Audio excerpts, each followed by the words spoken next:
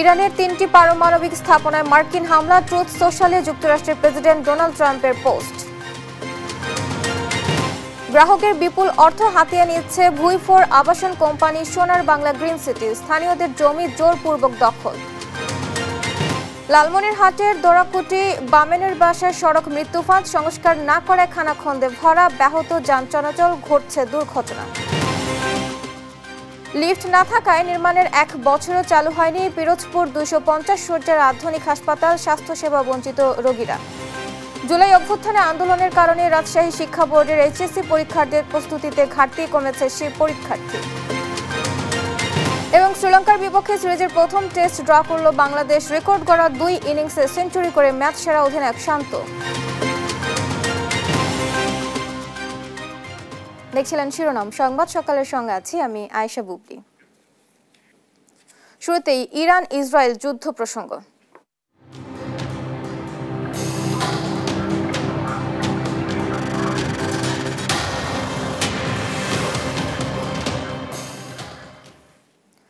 ইরানের 3টি পারমাণবিক স্থাপনায় হামলা চালিয়েছে যুক্তরাষ্ট্র। সামাজিক যোগাযোগ মাধ্যম ট্রুথ সোশ্যালে এ তথ্য নিশ্চিত করেছেন যুক্তরাষ্ট্রের প্রেসিডেন্ট ডোনাল্ড ট্রাম্প। এসব স্থাপনার মধ্যে রয়েছে ফোর্দো, নাতানজ ও স্পাহান। এ হামলাকে সফল দাবি করে ট্রাম্প জানান, সব মার্কিন বিমান এখন যুক্তরাষ্ট্রে ফেরার পথে রয়েছে। তবে এই হামলার জন্য কংগ্রেসের অনুমোদন নেননি ট্রাম্প প্রশাসন। এর আগে ইরানের পররাষ্ট্রমন্ত্রী আব্বাস আরাকচি যুক্তরাষ্ট্রকে ইসরায়েলি শাসনের আগ্রাসী যুদ্ধে জড়ানোর বিপজ্জনক পরিণতি সম্পর্কে সতর্ক করেন। তিনি বলেন, যুক্তরাষ্ট্র যদি ইসরায়েলের সঙ্গে এই যুদ্ধে সক্রিয়ভাবে জড়িয়ে পড়ে তবে তা সবার জন্য অত্যন্ত বিপজ্জনক হবে।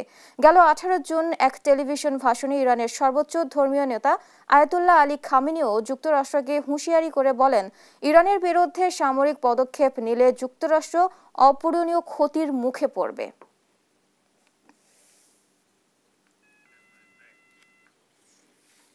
ইসরায়েলকে জবাবদিহিতার আওতায় আনতে আন্তর্জাতিক সম্প্রদায়ের প্রতি আহ্বান জানিয়েছেন পররাষ্ট্র উপদেষ্টা মোহাম্মদ তৌহিদ হোসেন। তুরস্কের ইস্তাম্বুলে ইসলামী সহযোগিতা সংস্থা ওআইসির পররাষ্ট্রমন্ত্রীদের 51তম সম্মেলনে দেয়া বক্তব্যে আহ্বান জানান তিনি। পররাষ্ট্র উপদেষ্টা তার বক্তব্যে ইরানের বিরুদ্ধে ইসরায়েলের হামলার তীব্র নিন্দা জানান। এ আগ্রাসনকে আন্তর্জাতিক আইন, জাতিসংঘ সনদ এবং ইরানের সার্বভৌমত্বের মারাত্মক লঙ্ঘন বলে উল্লেখ করেন তিনি। এছাড়া পররাষ্ট্র উপদেষ্টা অবিলম্বে ফিলিস্তিনে চলমান ইসরায়েলি আগ্রাসনের বন্ধেরও আহ্বান জানান।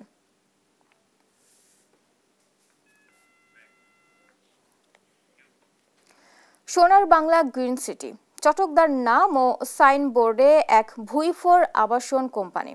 সরকারি অনুমোদনের তোয়াক্কা না করে স্বৈরাচারের সাবেক মন্ত্রী কামরুল ইসলামের ছত্রছায়ায় গড়ে ওঠা এই কোম্পানি হাতিয়ে নিচ্ছেন গ্রাহকের কোটি কোটি টাকা। স্থানীয় অসহায় মানুষের জমি নামমাত্র মূল্যে জোরপূর্বক দখল করে নিচ্ছে কোম্পানিটি। তাদের দখল থেকে বাদ যায়নি সরকারি খালও। শাহাদাত নিশাদের অনুসন্ধানে দেখুন বাকিটা। ঢাকার কেরানীগঞ্জে কালিন্দী ইউনিয়নে অবস্থিত দৃষ্টিনন্দন এ ফটক সোনার বাংলা গ্রিন সিটি। ওপরে চাকচিক্য থাকলেও ভেতরে পুরোটাই প্রতারণায় ঠাসা। কয়েক বছর আগেও এই জায়গায় চলতো কৃষিকাজ, ছিল ভূমি, খাল, নালা, কিন্তু চোখের পলকেই হয়ে গেছে আবাসন প্রকল্প। নেপথ্যে রয়েছে দখল বাণিজ্য, দখল থেকে বাদ যায়নি খালের জায়গাও। এই লোকগুলোর পারিবারিক জায়গা ছিল সোনার বাংলা হাউজিং এর ভেতর, কিন্তু হাউজিং এর চারপাশ আটকিয়ে ভেতরে প্রবেশ করতে দিত না জমির এইসব প্রকৃত মালিকদের। বাধ্য হয়ে নামমাত্র মূল্যে জমি লিখে দিতে হয় হাউজিং এর নামে, কিন্তু লিখে দেওয়ার পরই প্রতারণা। ন্যায্য মূল্য তো দেয়নি, উল্টো নামমাত্র মূল্যের টাকা চাইতে গেলেও পড়তে হয় হুমকির মুখে। আঙ্গুর টাকা পাই নাই ভাই, বুঝছেন, আঙ্গুর মনে করেন অনেক ঝামেলা ভিতরে আছি। এই সোনার বাংলারা এরা চারোদিক দিয়ে অল করে দিছে, অল করে দিয়া আপনার আঙ্গুর জায়গা মনে করেন জায়গা বাউন্ডারির ভিতরে। আর এরকম মনে করেন যে আরও অনেক মানুষের জায়গা আছে, এরা বাউন্ডারি করে রাখছে। এখন বেচতে হয়ে গেছে, বেচতে হইব, রাস্তা দেয় নাকি ভাই।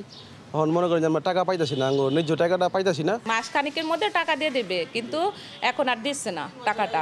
3 বছর হয়ে গেছে, দিতেছে না। নিজস্ব বাহিনী দিয়ে হুমকি দিয়ে জোরপূর্বক দখলে নিত সাধারণ মানুষের জমি। বিভিন্ন ধরনের ভয়ভীতিক দেখা, ওই যে অবৈধ জিনিস বাই করে দেখায়, অনেক সময় কোমরে রাখে, গেঞ্জি উঁচা করে এমনি। হ্যাঁ, ওই দিকগুলি দেখে মনে করেন একা একা দুই পারা হন লাগে। মূলত আওয়ামী লীগের প্রভাব খাটিয়ে এমন জোর জবস্তি 4 ভাইয়ের। ইউরো বাংলা বিল্ডার্স লিমিটেডের নামে 3 project, Sonar Bangla green city, Kalindi model town ও সোনার বাংলা আবাসিক প্রকল্প। প্রতিষ্ঠানটির চেয়ারম্যান কালিন্দী ইউনিয়ন আওয়ামী লীগের সিনিয়র সহসভাপতি আনোয়ার হোসেন। মূলত তার নেতৃত্বেই বেপরোয়া বাকি 3 ভাই সাইদ হোসেন সুমন, আব্দুর রহমান সুজন ও রাসেল, যারা প্রত্যেকেই ইউনিয়ন যুবলীগের রাজনীতিতে জড়িত। আওয়ামী লীগের সাবেক মন্ত্রী কামরুল ইসলামের ছত্রছায়ায় ছিল তাদের এমন দখল বাণিজ্য। জুলাই আগস্ট আন্দোলনে হত্যা মামলার আসামির তালিকায়ও রয়েছে এই হাউজিং এর চেয়ারম্যান। তবে বর্তমানে স্থানীয় নেতাদের ম্যানেজ করে এখনো প্রভাব বিস্তার করছে 4 ভাই চক্র। গেল এপ্রিলে 36টি রিয়েল এস্টেট কোম্পানির নিবন্ধন সনদ বাতিল করেছে জাতীয় গৃহায়ণ কর্তৃপক্ষ, যার মধ্যে রয়েছে ইউরো বাংলা বিল্ডার্স। এসব কোম্পানি প্লট ফ্ল্যাট না কেনার আহ্বান জানিয়েছেন প্রতিষ্ঠানটি। স্বৈরাচার সরকারের সময় প্রভাব খাটানো হাউজিংটির এখনো যেন প্রভাব থামছেই না। সরকারি নির্দেশনাকে বৃদ্ধাঙ্গুলি দেখিয়ে এখনো চলছে প্লট বিক্রি। শুধু তাই নয়, হাউজিং কোম্পানিটির নেই রাজুকের নকশা অনুমোদন, নেই পরিবেশ অধিদপ্তরের ছাড়পত্র সহ কোনো লাইসেন্স। এসব অভিযোগের বিষয়ে হাউজিংয়ের চেয়ারম্যান আনোয়ার হোসেনের সাথে কথা বলতে চাইলে অনেকটা গা বাঁচিয়ে পালান। শাহাদাত নিশাত, দেশ টিভি, ঢাকা। আগামী জাতীয় নির্বাচন নিয়ে নিজস্ব কর্মপরিকল্পনার আলোকে কাজ করছে সরকার। এক্ষেত্রে কমিশন যতই স্বাধীন হোক, সরকারের সহযোগিতা ছাড়া নির্বাচন করা সম্ভব নয়, এমনটাই জানালেন প্রধান নির্বাচন কমিশনার AMM নাসির উদ্দিন। নির্বাচন নিয়ে সরকারের সঙ্গে প্রয়োজনীয় যোগাযোগ রয়েছে জানিয়ে তিনি বলেন, যথাসময়ে নির্বাচনের তফসিল ঘোষণা করবে কমিশন। শিলি রায়ের রিপোর্ট। শনিবার সকালে রাজধানী আগারগাঁয়ে নির্বাচন কমিশন প্রশিক্ষণ ইনস্টিটিউটে 2 দিনের নির্বাচনী আইন ও বিধি সংক্রান্ত প্রশিক্ষণ কর্মসূচি উদ্বোধন করেন CSE AMM নাসির উদ্দিন। উপস্থিত ছিলেন 4 নির্বাচন কমিশনার ও কমিশনের সিনিয়র সচিব। অংশগ্রহণকারীদের নানা নির্দেশনা দেন তারা। অনুষ্ঠান শেষে সাংবাদিকদের সঙ্গে কথা বলেন প্রধান নির্বাচন কমিশনার AMM নাসির উদ্দিন। বলেন, নির্বাচন কমিশন যতই স্বাধীন হোক না কেন, সরকারের সহযোগিতা ছাড়া নির্বাচন সম্ভব না। একটা ইলেকশন করতে গেলে যতই আপনি স্বাধীন বলেন না কেন ইসিকে, সরকার ছাড়া নির্বাচন করা সম্ভব, কারণ সরকারের সহযোগিতা নিয়েই তো আমাকে নির্বাচনটা করতে হবে। আমাকে আইনশৃঙ্খলা বাহিনীর সাহায্য নিতে হবে, সরকারি অফিসারদের সাহায্য নিতে হবে, প্রশাসনের সহযোগিতা নিতে হবে। সুতরাং সরকার এখানে মুখ্য একটা ভূমিকা রাখবে তো ইলেকশনের মধ্যে, এটা ছাড়া তো সম্ভব না। তিনি আরো বলেন, নির্বাচনের জন্য নিজস্ব কর্মপরিকল্পনায় আলোকে কাজ করছে কমিশন। যথাযথ সময়ে তফসিল ঘোষণা করা হবে। আমরা যেটা একটা পরিকল্পনা, এটা আমাদের একটা কর্মপরিকল্পনা, আমি রুটম্যাপ বলবো না, এটা আমাদের একটা কর্মপরিকল্পনা। আমাদের যে বিভিন্ন অ্যাক্টিভিটিসগুলো আমাদের করতে হবে, সেগুলো কোনটা কোন সময়ে শেষ করব, কোন সময় শুরু করব, এইটার একটা পরিকল্পনা আমরা, সেটাই এটাকে অনেকে আবার রুটম্যাপ বলে, অনেকে নানাভাবে এটাকে নাম দেয়।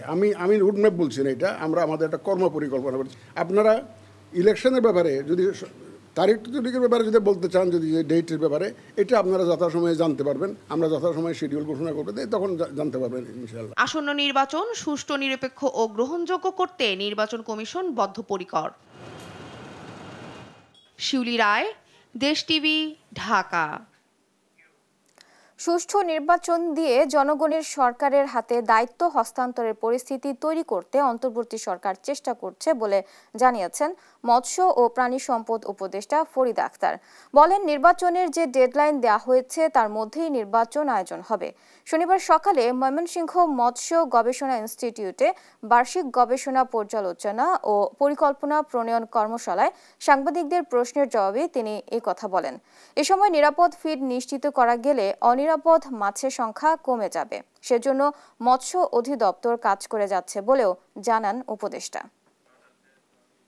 অন্তর্বর্তীকালীন সরকার একটা চেষ্টা করছে যে একটা সুষ্ঠু সুন্দর একটা নির্বাচন দিয়ে তারপর একটা নির্বাচিত সরকার, যাকে জনগণ তাদের পছন্দ মতো সরকার গঠনের একটা প্রক্রিয়ার মধ্যে যেতে পারবে, তো সেরকম একটা পরিস্থিতি তৈরি করতে। তো সেটার জন্য নির্বাচন কমিশন, এমনকি সংস্কারের জন্য যে উদ্যোগগুলো নেওয়া হচ্ছে, সেগুলো হলে এবং রাজনৈতিক দলগুলোর সাথে একটা সমঝোতার মাধ্যমে বা তাদের সাথে আলোচনার মাধ্যমে যেটা হবে সেটা যে নির্ধারিত তারিখ ঘোষিত হয়েছে তার মধ্যে যদি হওয়া সম্ভব হয় অবশ্যই হবে। শুধু কথায় বা আলোচনার মাধ্যমে সংস্কারের মতো বিশাল কাজ বাস্তবায়ন করা সম্ভব নয় বলে জানান বিএনপি মহাসচিব মির্জা ফখরুল ইসলাম আলমগীর। এ সময় তিনি অন্তর্বর্তী সরকার রাষ্ট্র গঠনে যে কাজ করছে তার প্রশংসা করে সব রাজনৈতিক দলগুলোকে এই সরকারকে সহযোগিতা করার আহ্বান জানান। নিয়াজ মোর্শেদের প্রতিবেদন। আমরা আপনাদেরকে ধন্যবাদ জানাই। শনিবার বিকেলে ঢাকা রিপোর্টার্স ইউনিটিতে আয়োজন করা হয় বিপ্লবী ওয়ার্কার্স পার্টির 21তম প্রতিষ্ঠাবার্ষিকী উপলক্ষে পুনর্মিলনী অনুষ্ঠানের। আপনাদেরকে সহযোগিতা করতে চাই। শুরুতে শুভেচ্ছা বক্তব্য দেন বিপ্লবী ওয়ার্কার্স পার্টির সাধারণ সম্পাদক সাইফুল হক। গণঅভ্যুত্থানের সকল শহীদদের প্রতি শ্রদ্ধা জানিয়ে আমি শুরুতেই অনুষ্ঠানে অংশ নিয়ে নির্বাচন সংস্কার কমিশনের প্রধান ডক্টর বদিউল আলম মজুমদার বলেন, সুষ্ঠু নির্বাচন করতে হলে দরকার নির্বাচন ব্যবস্থার সংস্কার। সুষ্ঠু নির্বাচন যদি করতে হয় প্রিন্স ভাই, তাহলে ওই নির্বাচনী অঙ্গনটাকে পরিচ্ছন্ন করতে হবে, নির্বাচনী অঙ্গনকে পরিচ্ছন্ন করতে হবে, রাজনৈতিক অঙ্গনকে পরিচ্ছন্ন করতে হবে। রাজনৈতিক দলের নেতারা বলেন, গণতন্ত্র পুনঃপ্রতিষ্ঠায় জাতীয় ঐক্য ধরে রাখতে হবে।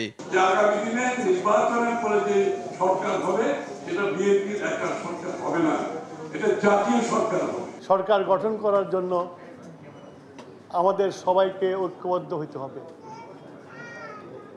এটাই হচ্ছে সবচেয়ে বড়, আমার মনে হয় যে শহীদদের রক্তের সাথে সম্মান দেখানো হবে। রাজনীতি খুবই একটা শৈলীর মতো, রাজনীতি একটা নারীর সূচিকর্মের মতো, রাজনীতি একটা চিত্রকর্মের মতো। বাংলাদেশকে এখন ওই রকম করে গড়বার সময়। এই জুলাই সনদকে সুরক্ষা করার জন্য আগামীতে গণপরিষদ এবং একই সাথে গণভোটের কোনো বিকল্প নাই। আর বিএনপি মহাসচিব মির্জা ফখরুল ইসলাম আলমগীর বলেন, শুধু কথায় বা আলোচনার মাধ্যমে সংস্কারের মতো এত বিশাল কাজ বাস্তবায়ন সম্ভব নয়, দরকার মানসিকতার পরিবর্তন। শুধু কথায় বা সংস্কার আপনার আলোচনার মাধ্যমে আমার মনে হয় যে বিশাল কাজ সম্ভব হয় না। সবার আগে যেটা দরকার হয় মানুষের মন ও মননশীলতা পরিবর্তন। অভ্যুত্থানের মাধ্যমে যে সুযোগ পাওয়া গেছে তা কাজে লাগিয়ে গণতান্ত্রিক রাষ্ট্র প্রতিষ্ঠার জন্য সব রাজনৈতিক দলের প্রতি আহ্বান জানান মির্জা ফখরুল। প্রোগ্রামে আসতে খুব স্বচ্ছন্দ বোধ করি। নিয়াজ মোর্শেদ, দেশ টিভি, ঢাকা।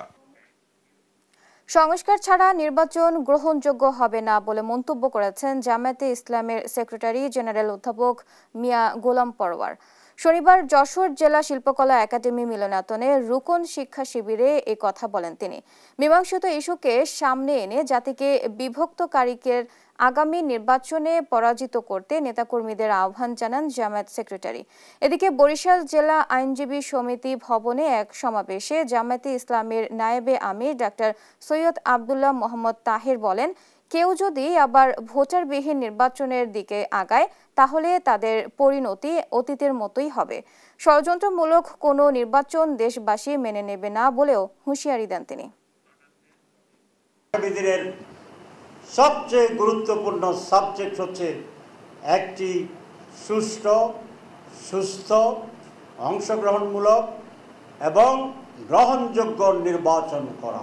একটা অবাধ নিরপেক্ষ নির্বাচনের জন্য রাষ্ট্রীয় কাঠামোতে জনপ্রশাসন, পুলিশ অ্যাডমিনিস্ট্রেশন, ম্যাজিস্ট্রেসি, সংবিধান, অ্যান্টি কারাপশন, ইম্পর্ট্যান্ট ৬-৭টা অর্গানকে সংস্কারের জন্য ন্যাশনাল কনসেনসাস কমিশন যে অগ্রসর হচ্ছেন, রিপোর্টগুলো এসেছে, অন্তত এই সংস্কার কাজগুলো পূর্ণাঙ্গ হতে হবে। ২৪ ঘন্টায় ডেঙ্গু আক্রান্ত হয়ে রেকর্ড ৩৫২ জন হাসপাতালে ভর্তি হয়েছেন, যার মধ্যে বরিশাল বিভাগেই ভর্তি হয়েছেন ১৬৭ জন। এ সময় একজনের মৃত্যু হয়েছে।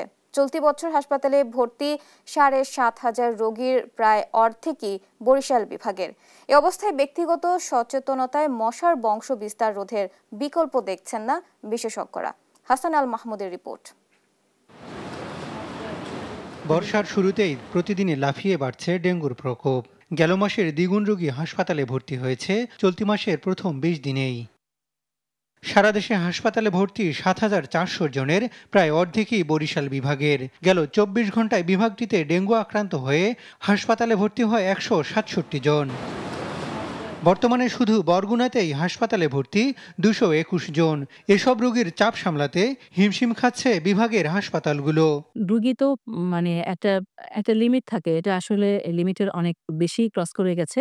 তো আমরা সাধ্যমতো চেষ্টা করছি স্বাস্থ্যসেবার সাথে চিকিৎসকের পাশাপাশি আরো যারা জড়িত তাদেরও ব্যাপক সংকট আছে বিধায় ব্যাপারটাকে মেনটেন করতে আমাদের যথেষ্টই কষ্ট হচ্ছে। গেল কয়েক মাসের ডেঙ্গুর বিস্তার বিশ্লেষণে বিশেষজ্ঞরা বলছেন খুব দ্রুত ডেঙ্গুর বড় ধরনের আউটব্রেক হতে পারে। পরিস্থিতি মোকাবেলায় বাড়তি প্রস্তুতির কথা বলছেন তারা। শুরুর বছরগুলোতে যেভাবে ক্যাজুয়ালিটি হতে মারা যেত সেই তুলনায় এখন ডেথের পরিমাণ কম, অর্থাৎ এতে বোঝা যাচ্ছে যে আমরা আমাদের কিউরেটিভ সাইড বা ট্রিটমেন্টের সাইডটা প্রোটোকলগুলো যথেষ্ট ইমপ্রুভ করেছে। এখন আমাদের এই প্রিভেন্টিভ মেজারটা তো সরকারের একার কাজ নয় এবং সিটি কর্পোরেশনের একার কাজ নয়, জনগণের সচেতনতারই এখানে গুরুত্ব সবচেয়ে বেশি। সরকারি উদ্যোগে এডিস মশা নিধন কার্যক্রম বৃদ্ধির পাশাপাশি ব্যক্তি উদ্যোগের কোনো বিকল্প নেই বলে মনে করছেন বিশেষজ্ঞরা। একটা হলো মশার উৎপাদন বন্ধ করা, ব্রিডিং স্পেসগুলোর ধ্বংস করা, আর একটা হলো যে মশা আছে সে যাতে আমাকে বাইট করতে না পারে। হাসান আল মাহমুদ, দেশ টিভি, ঢাকা। এদিকে দেশজুড়ে বেড়েছে করোনার প্রকোপও। চট্টগ্রাম ও যশোরে করোনায় আক্রান্ত হয়ে এক সপ্তাহে মৃতের সংখ্যা বেড়ে দাঁড়িয়েছে 5 জনে।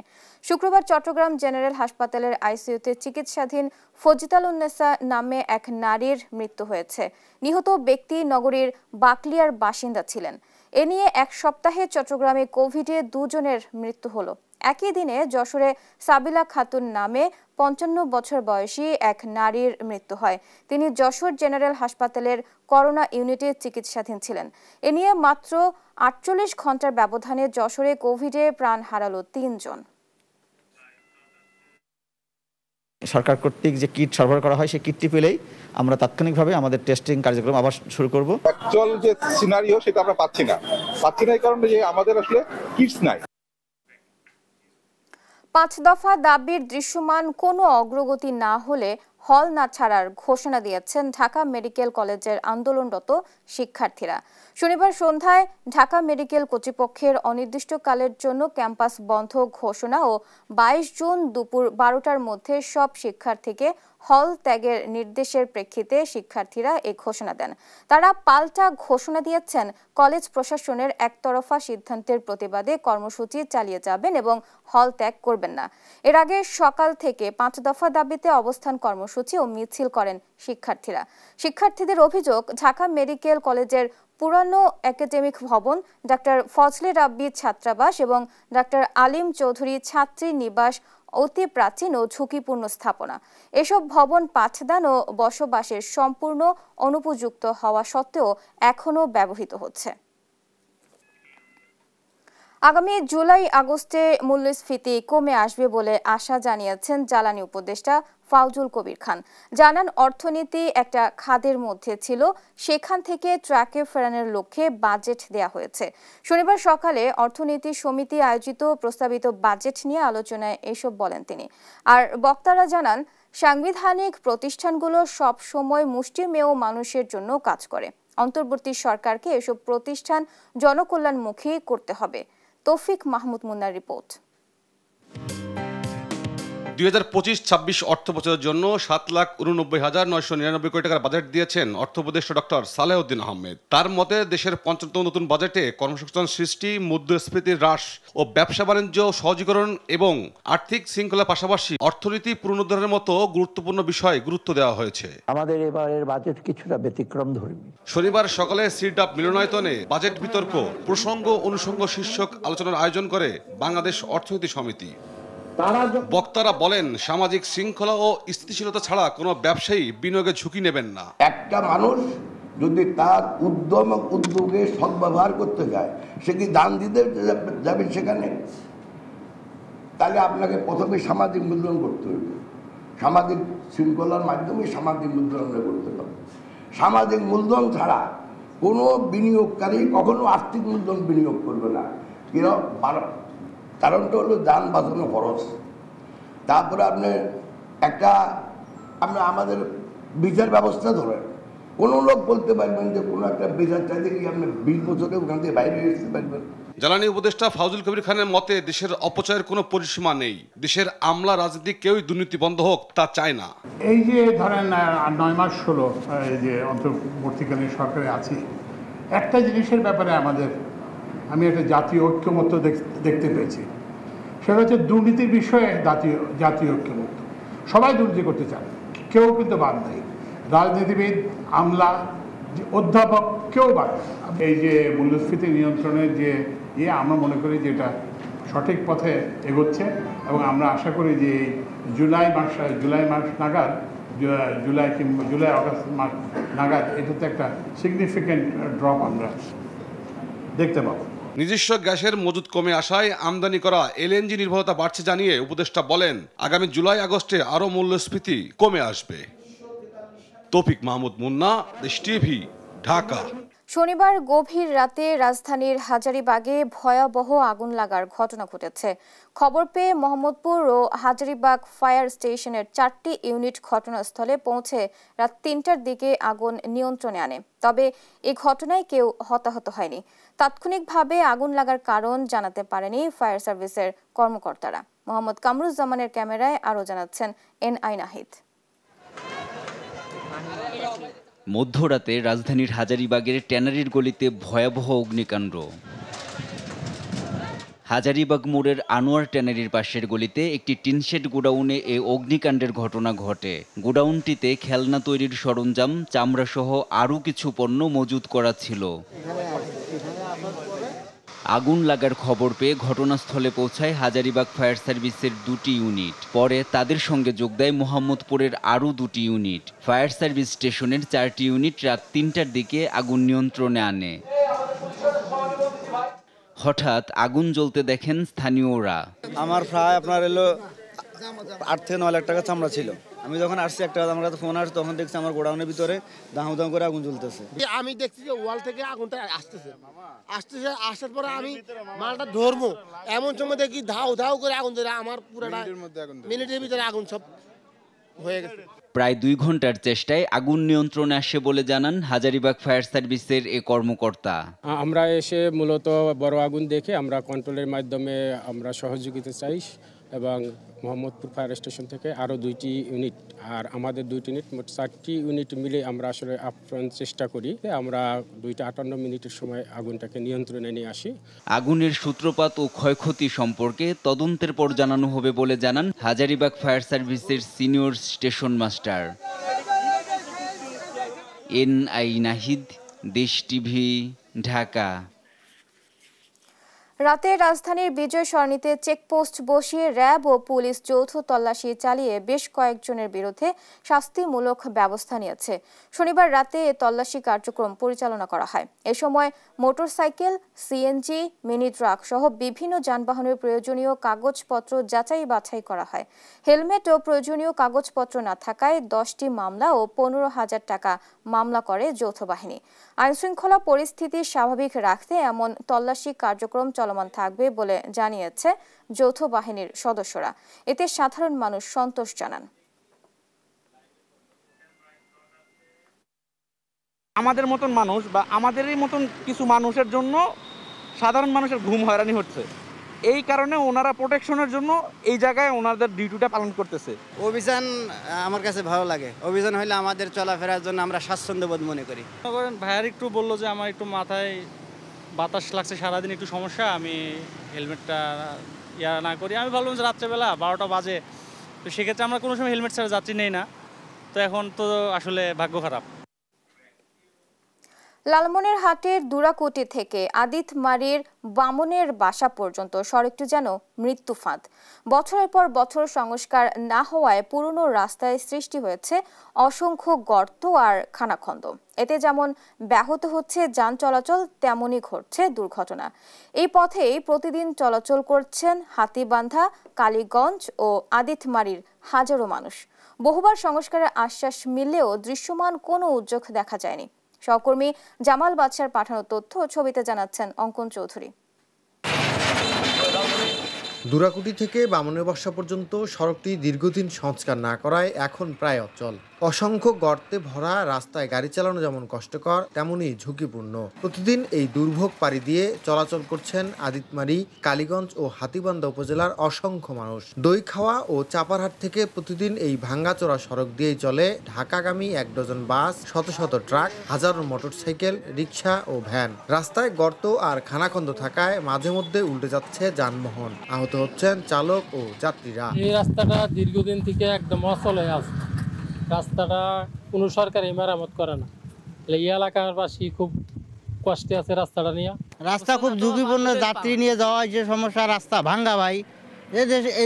এই রাস্তার কোনো লোক ভালো করার উদ্যোগ নিচ্ছে না। পিচ উঠে যাওয়ায় আর গর্তের ভেতর দিয়ে চলতে গিয়ে নাকাল হচ্ছেন শিক্ষার্থী, কর্মজীবী, রোগী সহ সাধারণ মানুষ। এলাকাবাসী ও জনপ্রতিনিধিদের দাবি, সংস্কারের প্রতিশ্রুতি মিললেও শুরু হয়নি কাজের বাস্তবায়ন। বর্ষাকালে একাটু করে পানি বাজে আমাদের রাস্তার মধ্যে।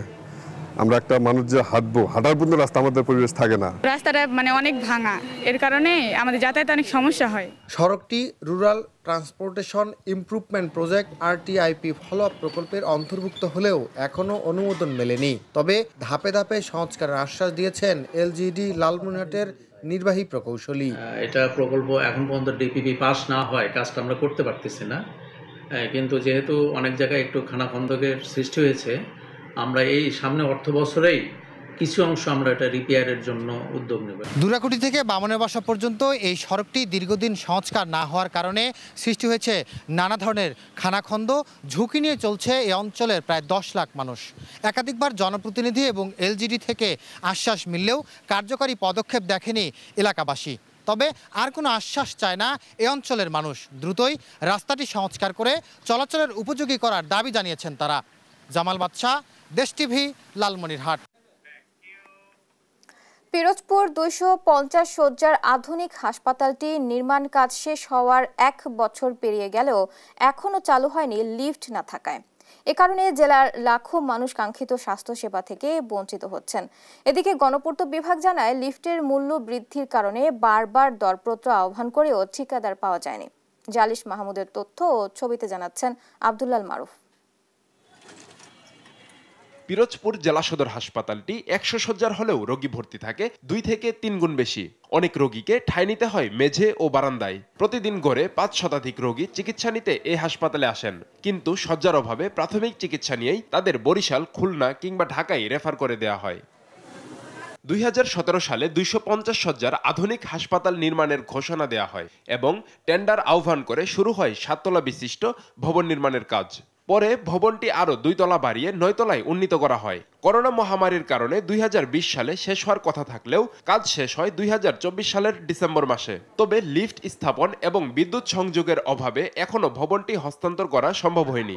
ভোগান্তি পোহাতে হচ্ছে রোগী ও স্বজনদের। পিরোজপুরের হাসপাতালে এমনই একটি অবস্থা যে এখানে জ্বরের রোগী আসলেও তাদেরকে ট্রান্সফার করে দেওয়া হয়। মানে 2.5 ঘন্টা যদি একটু চালু হইতে তাহলে মনে হয় যে আমরা একটু সুযোগ সুবিধা পাইতাম। বড় বড় যে অপারেশন এগুলো তো খুলনায় করতে হয়, মানুষে যাইতে পারে না টাকার অভাবে। লিফটের মূল্য বৃদ্ধির কারণে বারবার দরপত্র আহ্বান করেও ঠিকাদার পাওয়া যায়নি বলে জানায় গণপূর্ত বিভাগ।